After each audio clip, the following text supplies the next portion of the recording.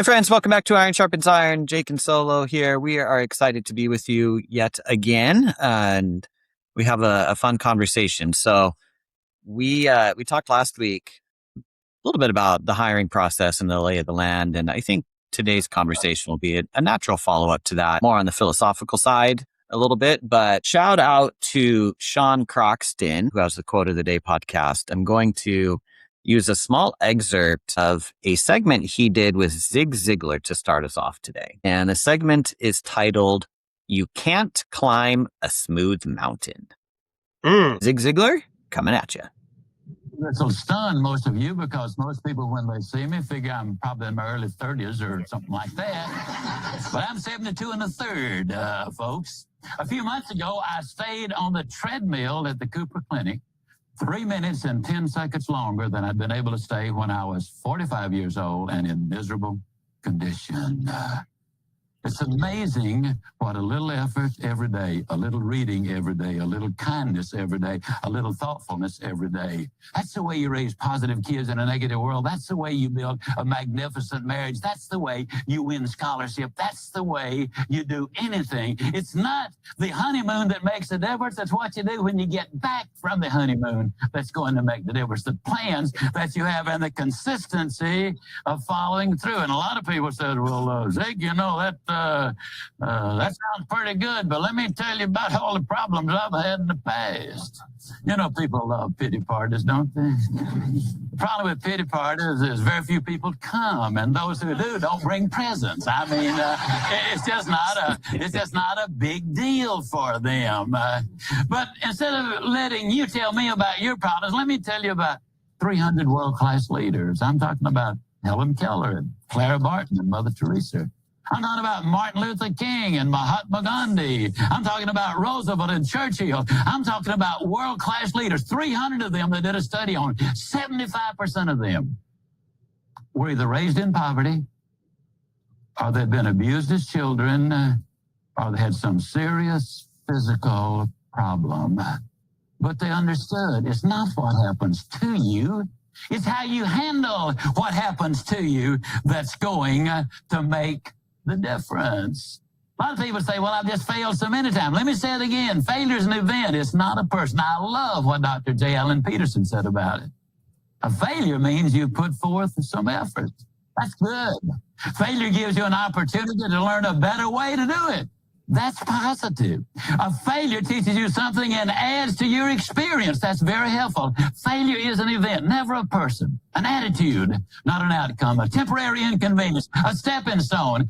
Our response to it determines just how helpful it can be. Yes, failure is an event. It is not a person. Life is a long series of ups and downs, and valleys are necessary.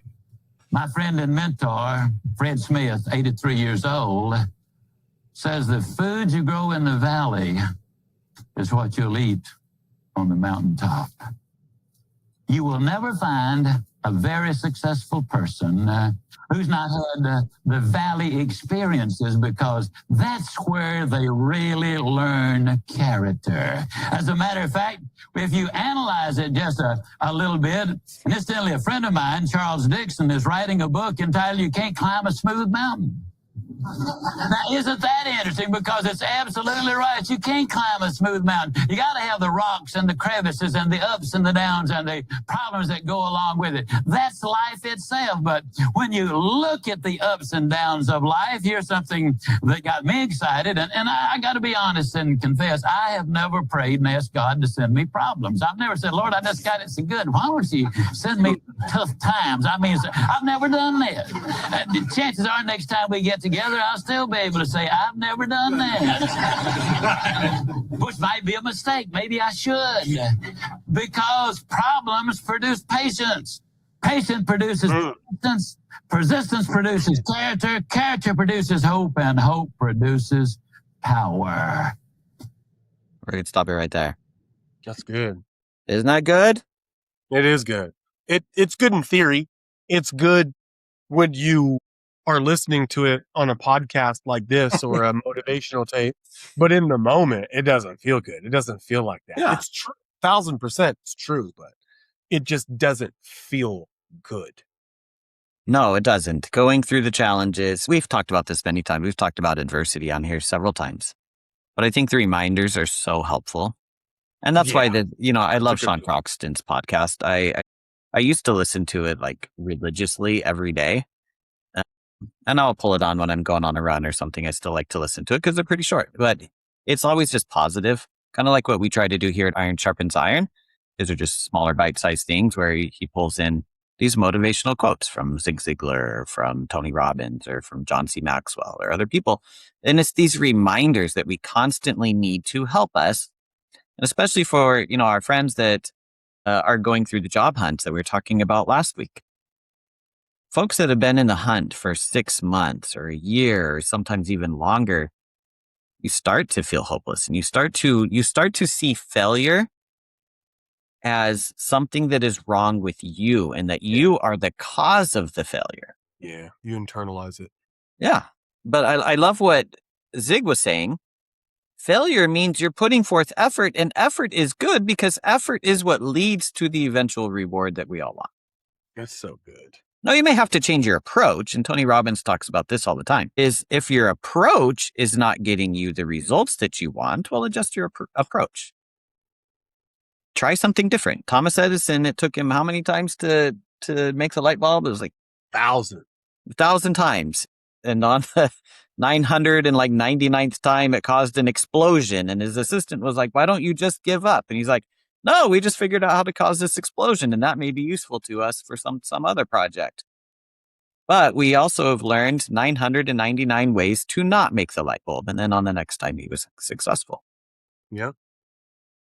But in the moment, a lot of times we're like that assistant, and we go through things, and we're going through these challenges in life where we're not getting the results we want, and we feel like a failure. Yes. But I love the message that it's in the valley. The food you eat in the valley, or the food you grow in the valley, is what you eat on the mountaintop. And, these valleys in life build our character, and that character is what allows us to climb up the crags and the rocks and the switchbacks and everything else that takes us eventually to the top of the mountain where we accomplish the thing that we're trying to do. That's so good. Like, the food you plant in the valley is what you eat on the mountaintop, the food you grow. Because it is, I think, to your point, one of the things that I think gives me an edge in some of these personal development and or just the things I'm into. I'm a gamer. I like education. I like entertainment. I like electronics. I like building. Like, I built that computer back there. I like working out and exercise. I like what I like, right? I'm not a big sports guy. Like, a lot of people are big sports people. You know what I mean? I'm not. But one of the things that gives me an edge in the things that I like, and what I've seen everybody really who is great at the things that they like, work, pleasure, everything in between, is they immerse themselves in the environment. Like, I heard somebody tell me one time, like 6 months in Mexico City is the equivalent to like 5 years in like training of Rosetta Stone. So it's like you could train in, I want to learn Spanish, or you could be plopped into a culture that is just everyone speaking Spanish. And that environment is so much more powerful for your brain's ability to adapt and learn than the actual like forceful doing the thing is. And I think that that's one of my superpowers in regards to some of these things that I really love. Like, when I'm into something, exercise, new game, work endeavor, some type of, something I'm doing, something I'm interested in, I like get excited because now I have like a new YouTube subject, Like, I get to add something to my algorithm. It's like, nice, Resident Evil 9. And it's like, I'm looking at reviews, I'm looking at walkthroughs, I'm looking at guys, I'm looking at all this stuff. And I find myself just explores cannibalism, just to be like the zombie people. You know what I mean? I'm injecting myself with T-virus. But it's like exercise, for example. I do the same thing. I'm listening to Mike Israetel. I'm looking at like influencers online. I'm looking at different ways to like create muscle hypertrophy and the difference between hyperplasia. And I'm looking at like everything, the mind pump guys. I'm like immersed in it. And because I'm immersed in it, when I'm like discouraged in my like muscle gaining or fat loss journey, I don't give up because I'm immersed in the environment. And I feel like that's the same thing with people who are in life. You have to immerse yourself in the like environment of personal development. And, that's why people that, like all these folks that are spiritually led, that's one of the reasons it's so powerful is you're immersed in a community and an environment that's encouraging. God says that you can do it. Zig Ziglar says that the food that you grow in the valley is what you eat on the mountaintop. So when you're in the valley, you're like, you know what? I'm just growing food right now, so I'm going to keep going. And I think that 99% of success is just not quitting on the 999 times it didn't work. Because most of us would have quit after 99 times. Even more would have quit after 500 times. But 999 times, this guy has to have some serious wherewithal. And I've found that being immersed in environments like our podcast, you listen to this, regularly, on other positive podcasts, like your podcast with our boy Zig, on, different motivational tapes and videos and YouTube channels and all the other stuff. That environment is like being plopped into personal development and success, and you'll learn it by just being surrounded by it. So my advice to me, I'm giving advice to me right now, is to keep being immersed in the positive, in the success, in the you can do it, in the what God says, not what the chatterbox in your brain says, in the hanging out with people like Jake who says that you're more than a conqueror, in the people that are positive and just lift you up, in the pushers that push you forward and believe in you and think that you could do great. Just be immersed in that environment, because that's what's going to get you through these tough times, because the valleys come for all of us, bro. The valleys come. Absolutely. I would say there's probably more valleys than there are mountaintops, and I think that might get you through that. Yeah. No, that's wonderful advice. It reminds me of you mentioned it last week with movie The Pursuit of Happiness, which, just for the directors out there in the film industry, that movie did not have enough of an uplift at the very end. It was too short. I feel like they Because should you're have feeling crappy. Let me get some high right there, bro. Like, send a little bit more. He did have going out on the street, hit one of those. I want him to tell us I want to see Fat Forward 5 years he had made it, and he's like talking to another young man. Yeah, he's driving the Ferrari and all that. Yeah. It's, but I love the comment. This brief moment, it's this quote from Will Smith at the end. This brief moment, this is happiness. Now, money doesn't buy happiness, but the accomplishment of his goal, the fulfillment of his dream, that feels so good. Feels so good to finally get there. But I mean, he went through hell. And so many of us, to your point, there's a lot of valleys, but the immersing yourself in the positivity, I think, is so critical. Like what you were talking about, like it's immerse yourself in the atmosphere to like learn the thing, to go get the skill, to do whatever it is you need to do. But I always remember that the saying that you become, like, you're the composite of the 10 people you spend the most time with. And we have that episode on here about like relationships and who do you surround yourself with.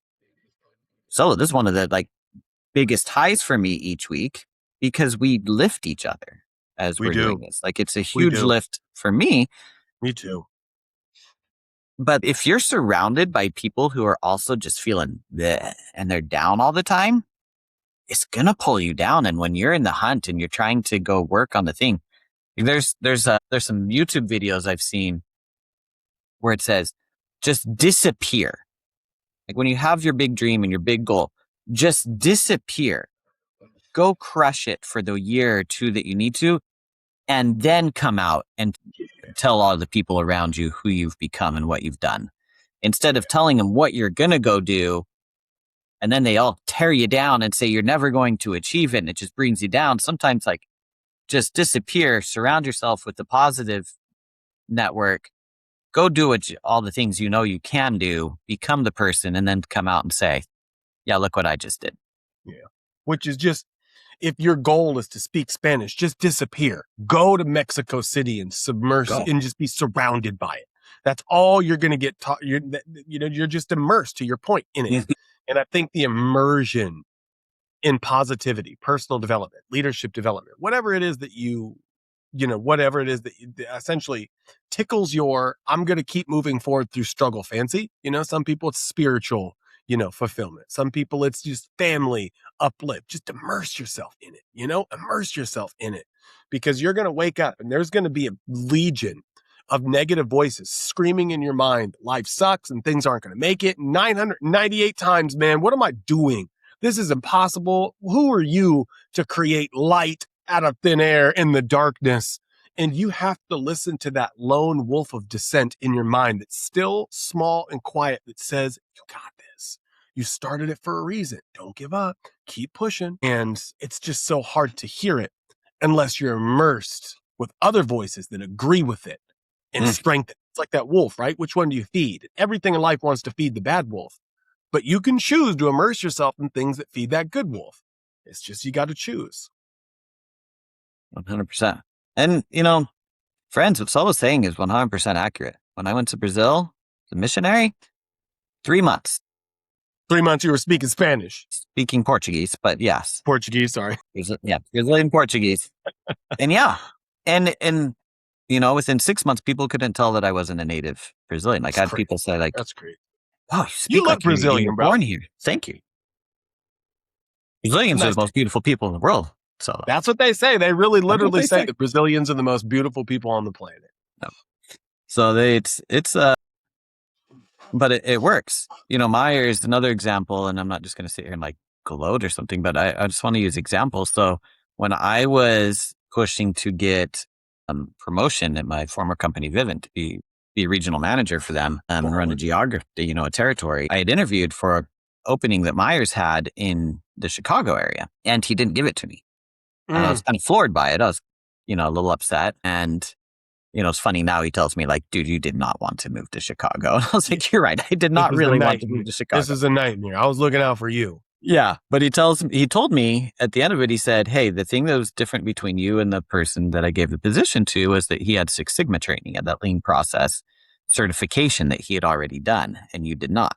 I was like, is that a big deal? Like just as a pause, quick aside, is like the lean, is a Six Sigma and like the lean project management, stuff like that, something that you would suggest for everybody? Because I'm thinking about getting a project management type of formal education because I just feel like it's so powerful. But just as an aside, I don't want to mess with your thought. Yeah, no, like without getting like way into the nitty gritty, because I've looked at different ones. It depends what your end goal with it is. So like lean process is very, very useful for like any process improvement. But very specifically for manufacturing is where it's most used because they're looking at how do you tweak something small and on an assembly line it yields, thousands or millions of units. Project management is slightly different. I mean, there's a difference with project management versus just process improvement. So it kind of depends what your goal is, and you and I can talk after about it. Yeah, we'll talk. But so I went and I talked to someone at the company that we had hired, specifically Vivint had hired them for process improvement. And he was a Six Sigma black belt and said, hey, where did you go to do this? And he gave me the online thing. And so I went and I took this class and, within a few months, like I just went and knocked it out. Like to your point, immerse, go crush it, emerge. Said, yeah, Myers, done. Like, he's like, oh, awesome. And then the next position that opened up, ultimately I got it and came down here to Houston. So that's wonderful though. Like you figured out what it was that he had that you didn't, what you were lacking. And then to your point, you just said, okay, Roger that. You went and got it, came back and said, what's next? I feel like that's just such a good piece of advice for just people in general, man. Like I had these coaching sessions today. And one of the things I really appreciated about one of my leaders is she was just so hungry to just want to get better. Right. And it's just a rare thing for someone to take feedback. Well, someone to take bad news, because you not getting the job is bad news. You being told that there's something that you could do better on is bad news. It's not good news. We want to like wrap all these things up as, oh, it's positive and actually let's spin it. But like, we switched our performance improvement plans to be called promises to progress. And it's wonderful because ultimately Yeah, it's honest. It is a promise to Oh. progress. Like we have our part to progress. You have your part to progress. We're going to promise to progress. But like no one's Like that. confused as to what this road is if you don't progress. You know what I mean? It's the same thing. Right. So it's not a good thing that you're getting like coaching and feedback. Like no one wants to say, man, I'm so excited. Why? I lost the game and my coach just wants to talk to me about how I can improve. I'm excited. It's like, what? No, you're freaking out. You're sweating. You go into the coach's office. What did I do wrong, coach? But They the start best showing you film like, here's what you did. yeah, Here's what you yeah, did. Why did man, you I'm do this? so And, excited. dude, here's I here's stood where up you on fumbled the purpose, ball. coach. Yeah. And so it's bad news. And those of us who could turn beauty from ashes, you could take that. You didn't get what you wanted. You screwed up. You fumbled the ball, but this is why. And this is how. And this is what you could do not to fumble that ball and get what you got or score the touchdown next time and say, okay, roger that. Immerse yourself in how I could actually improve on that, come back and say, did it, coach? What's next? Whoa. That's just huge. Now, all of a sudden, it's not, dang, this person didn't have a black belt in Six Sigma. Or it's not this person does have a black belt in Six Sigma. It's this person is the most coachable person I've ever met. And that is worth more than 10 black belts. And you have the black belt because you got it. So now you got the black belt and you're coachable. What does he got? Is he coachable? What are you telling him to do? Now you're more coachable. All right, I expect the next job. All right, you're hired. So I just think that that's a beautiful example of how you can continue to progress in your life, not taking the ashes as like it's over, making excuses, immersing yourself in the pity party that I find myself in a lot. And I think all of us do. But immersing yourself in the how can I cover that hole, move forward, get it done. And you're a beautiful example of that, bro. So I appreciate you. No, thank you for the kudos. I'm not all that great, but I do like. There was something that caused me to stand out versus the others. In between, it wasn't the only time I missed out on it either. There was like 4 other regional positions that opened up before I got the Houston one. Like Chicago wasn't the first. I'd been turned down a couple times, kept working at it. In between Chicago and Houston, there was one that opened in Florida. It was a different director, so it wasn't Myers that shot me down for this one. I didn't even get an interview for that one where I was the runner-up for the one in Chicago. That hurt. That was probably like the low spot for me where I was like, what the hell? Like, that hurts, bro. I'm second in line and then this director doesn't even give me an interview. And we could have gone and like, if we'd gone out there, would have been living close to family and, cause we had family out in Florida at the time. And like, we thought, awesome. Elisa's like Disney World. This is yes, it. This is like, God's sign answer me to my up. prayers. Yeah. Yeah. And then ultimately like this one worked out. So there are times. But, as Zig Ziglar was saying, failure means you're putting forth the effort. Failure should never define you. I was not a failure. God had something better in mind for me, and we've loved our time in Houston, and it's been an amazing experience. And, Myers, was an amazing boss. He's become a wonderful friend, and we've had like years long relationship because of this. But the failure should never define the person. Just we have to learn how to see it as effort and a stepping stone to success. It's like your previous example with sales. Like when you get the no's are just the countdown to the yes. Yeah. And then stepping stone to get there. It's like I was in the gym. I think I told you guys this. I think I've mentioned this on the podcast before, but I was in the gym and I saw the super jack guy, just jacked out of his mind, roided out. You could tell this guy was like a professional muscle builder. You know what I mean? Like that's your job, bro. And he looked at his workout partner who was equally as jacked and he goes, help me fail, bro. And I thought that was funny. And I like laughed under my breath because first off, I didn't want to laugh out loud. And this big ass dude like punched me in my throat and like ripped my head off. This guy was huge, right? Just flings a plate at your head. Yeah, exactly. Just Mortal Kombat came like, whoa, you can actually pull the head and spine out like in Mortal Kombat. But I laughed because I thought, how appropriate is that? All of us are in here trying to get bigger muscles.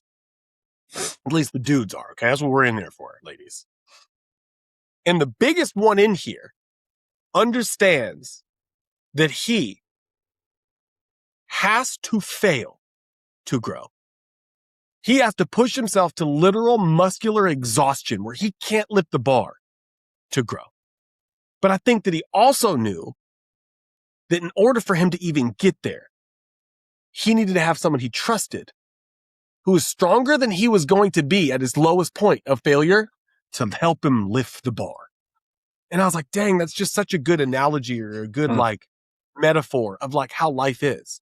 You have to push yourself to absolute failure and exhaustion to grow, but you also aren't going to be strong enough at that point of exhaustion and failure to be able to lift the weight of the world. And you need to be surrounded by someone that you trust and know to help you lift the bar back up, to rest and recover, to get stronger.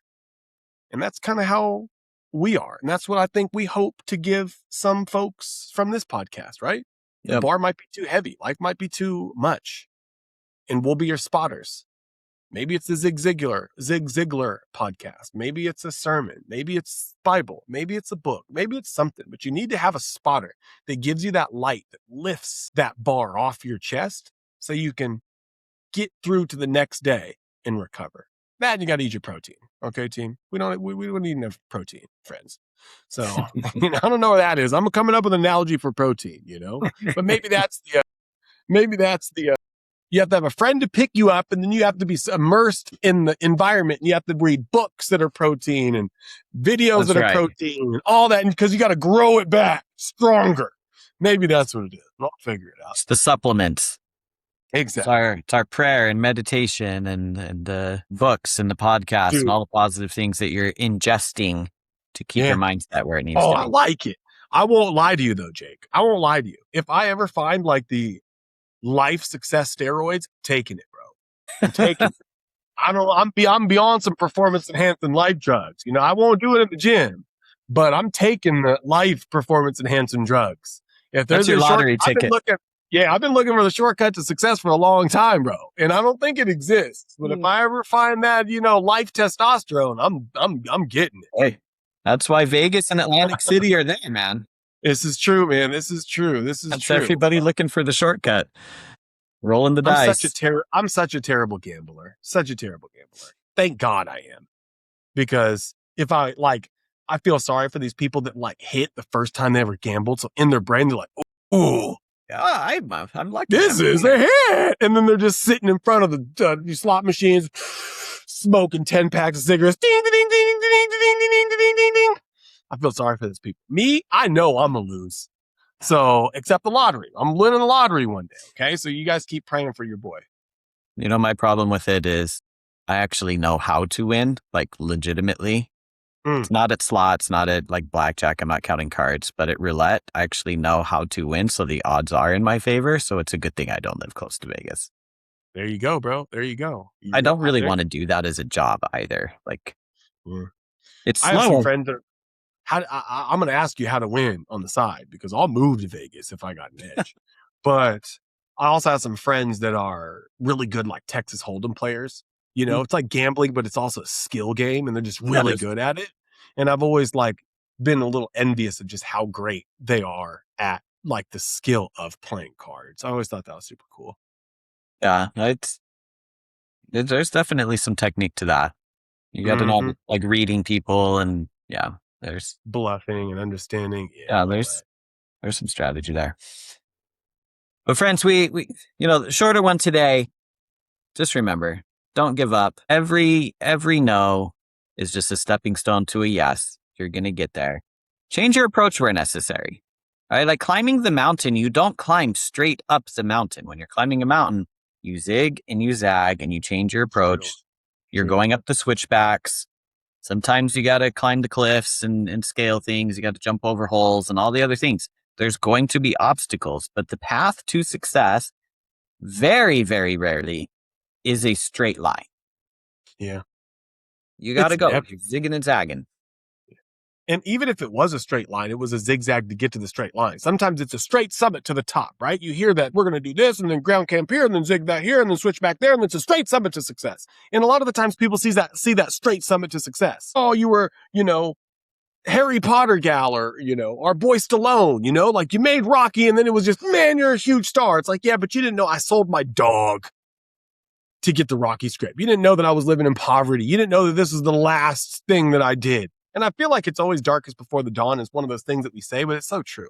Like it's always that last effort, that last ditch pitch to get you to that, bam, I made it. And then it skyrockets to success. So don't give up. But speaking of switchbacks and mountains, bro, did you see that new Charlize Theron movie? Which I one? forget what it's called, dude. It's a new one. It's on Netflix. It's about like, she's like going down the river and she like camps somewhere and there's that like psychopath that like gives her the directions. Oh, bro, I got to tell you and our friends. New There's an old one, The River Wild, that's similar to that, but I don't think not that one. Charlize. It's called Apex. It's on Netflix. Fantastic. It's a good movie. Another one that I don't suggest anyone ever watches, but it's fantastic. But it'll give you, it's been very rare that I got like creepy goosebumps. That's like not a good feeling, not a good thing. But this movie, bro, had me creepy goosebumping. And it was obsession. Oh, I'm getting the getting the heebie-jeebies just thinking about it. I saw that on the screen the other day. I didn't watch the movie. Bro, but it's so good. It's so good, but it's so bad at the same time. It's heebie-jeebies, dude. But Apex is a good time. You know a fun one I started watching. I haven't finished it yet because it got too late. But have you seen Send Help? It's Rachel McAdams. Where she gets stranded on a tropical island with like the boss, with the CEO who's just like total douchebag. Yeah, I haven't seen it, but I've seen it on Netflix. Is it good? It's pretty good. I'm about to check it's just fun because like everybody's had a crappy boss that they're just like, dude, I just love to leave him stranded. And anyway, it's been a fun time so far. Dude, you're talking Rocky. Oh, sorry. Yeah. You were talking Rocky. I just saw, I think it was on HBO Max.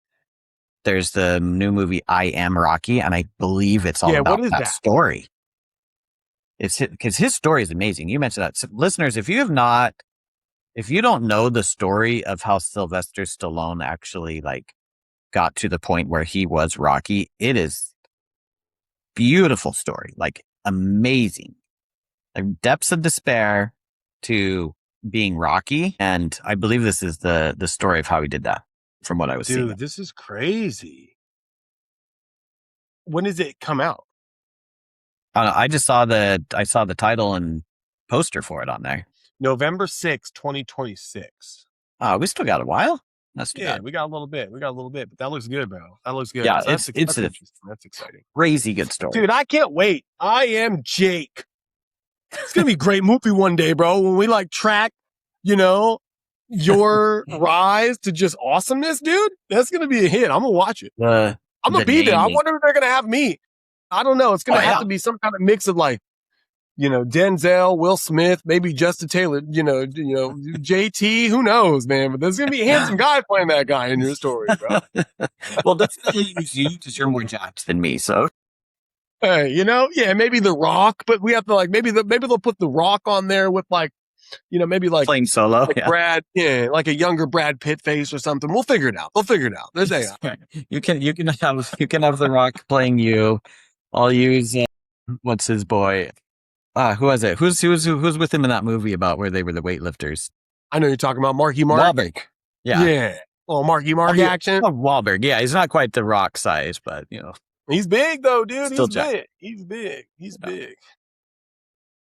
Friends, don't give up. No. Keep one foot in the front of the other. Keep going. You'll get there. And we love you, friends.